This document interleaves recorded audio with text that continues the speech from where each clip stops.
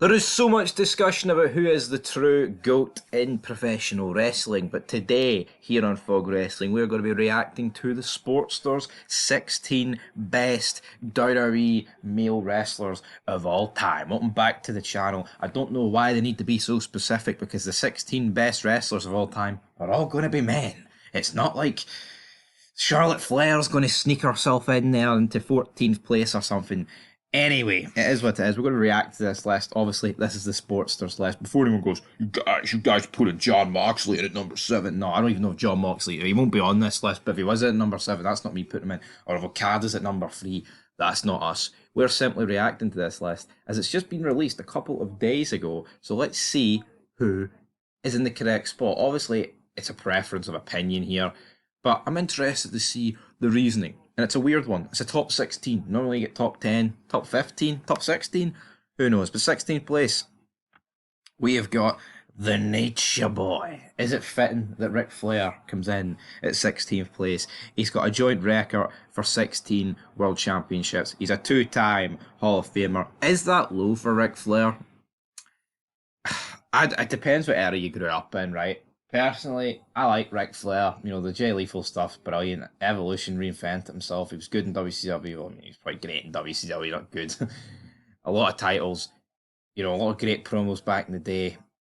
Is he in my top 16? Probably not. But is he in the top 16 best of all time? Yes. Am I surprised they've put him down at 16th place? Yeah, I think that's quite low for the Nature Boy. Up next, though. Well, I did talk about his. I like the fact it's actually talking about his tenure. So in WWE, he won 286 matches and lost 403. I mean, that's horrendous if you think of it.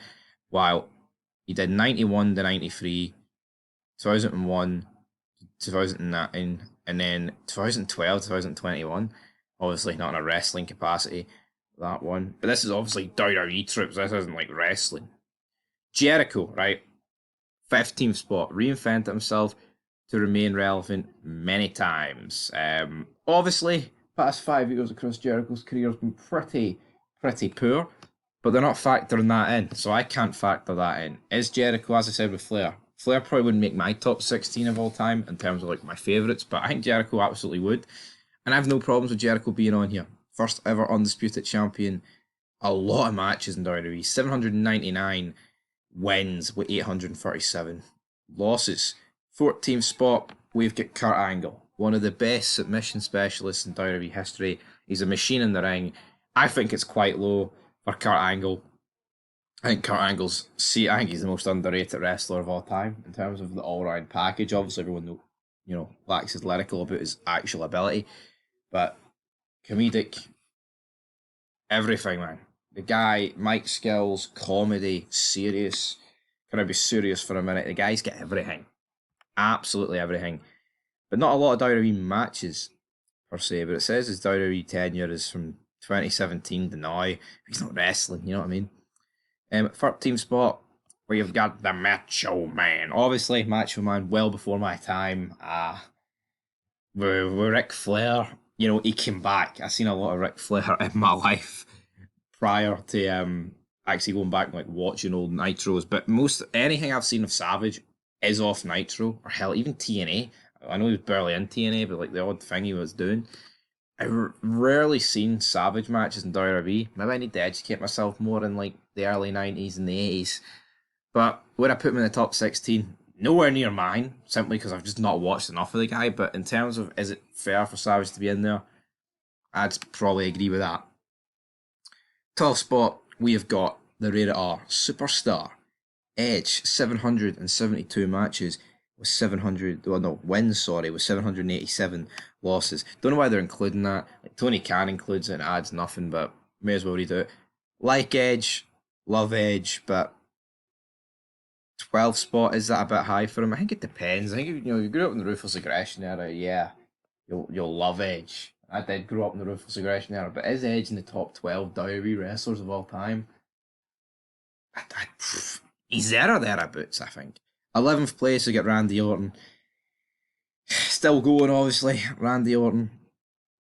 Born 1980. He's 44 years of age. No sign of leaving the company anytime soon, but Massively overrated in my opinion. He's nowhere near my top 16. I like Orton. You know, the RKO's iconic. Some great matches, some great feuds, but he's boring. And I think he's been boring slash sucked for more than half his WWE tenure. And I mean, come on. Can't be saying that. Oh, 10th spot. Roman Reigns is in God mode as the high. Roman Reigns in the top 10. No, obviously this is modern bias. They feel like they have to include somebody here from the modern era, and Roman Reigns is that. And I think the fact that Roman's only 10 tells me that there's not going to be anyone else. See if I scroll down here, man, and I actually begin to see like bloody Cody Rhodes. I'm going to go off my head, but I like Roman Reigns. He's all right, but he's massively overrated, and he's the best of a bad bunch. Oh, this is bogging. Number 9. Bruno San Martino. He was one of the biggest stars in the 60s and 70s. Well, you can take your biggest. Oh, but he held a belt for 13 years. I don't give a damn, right? The guy sucks. The guy does. You know, if this guy was in any other era, like if he wrestled like in the 80s with Hogan, he'd have stuck it like a sore thumb. If he wrestled in the late 90s in either company, his thumb would have been even sorer. And I don't even need. You know, I like guys that can actually last like throughout the decades. And you look at Hulk Hogan, the guy does it. I mean, last week he's endorsing Donald Trump. Well, I'm gonna say, is Bruno San Martino going to be endorsing Trump? He can't, but 9th spot I think is far too high. But his title reign is going to do that. Then Attitude Era, most of the detested heels in the Attitude Era. Triple H in at 8th spot. Here, Reign of Terror, whatever. I've no issue with Triple H being on this list. Is he in my top 16? Yeah, Triple H would definitely make it in. As we go down to number 7, Bret Hart. Nowhere near my top 16. I'm sorry. He's incredibly boring. Is he a good wrestler? Is he a great wrestler? Yes. Even if I thought his style at times was boring. But he had a look. He had the theme song. He had the sunglasses. Can't deny that Bret Hart was a star. But for me, not my cup of tea. 6th spot. Let's see here. The Rock.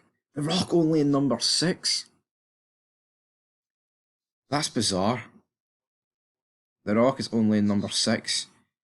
Yeah, I think the Rock would be higher for me. But there's been no Batista on this list.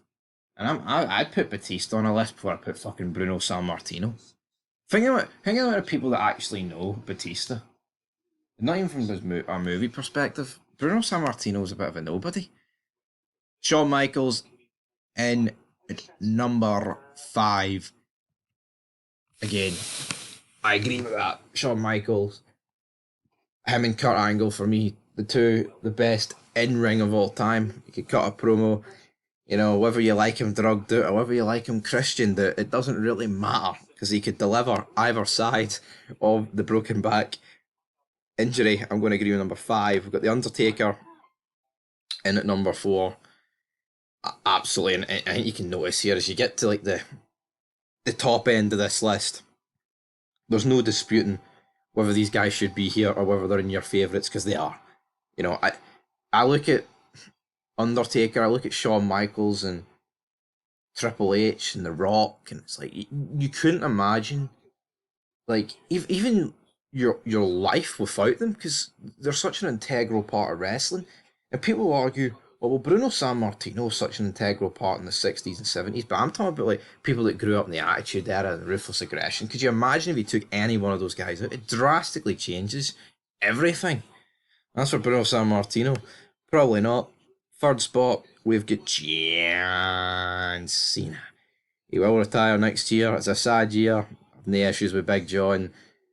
It's weird though with Cena because he's probably the only guy on this list that was hated for like half his career, but is now like loved and adored by the fans without being a heel. Because obviously Triple H hated as a heel, you know, Edge hated as a heel, but Cena was a face and everyone hated him. And there's only 2 spots left on this list, and unless their delusion is trumping their racism here, Hulk Hogan should be here and Austin should be on the list. So let's see.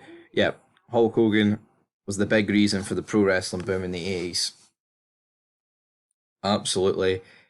I've the same Immortal Hulk Hogan, man. Love the guy. You know, when he comes out and the crowd go ballistic for like 15 minutes, that writes itself. That writes itself.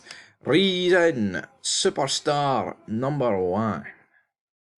And we have got Stone Cold Steve Austin.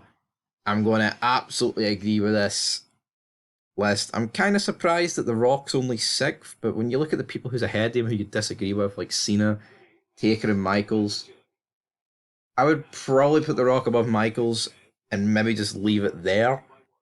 But hell, man, when you're talking about these guys, you can put them in any fucking order, man, and I'm not going to agree about it because it's epic. That's what it is. But Austin comes in at number 1. Love the guy. Absolutely fantastic. Can't complain. Best. He is. He's the best of all time.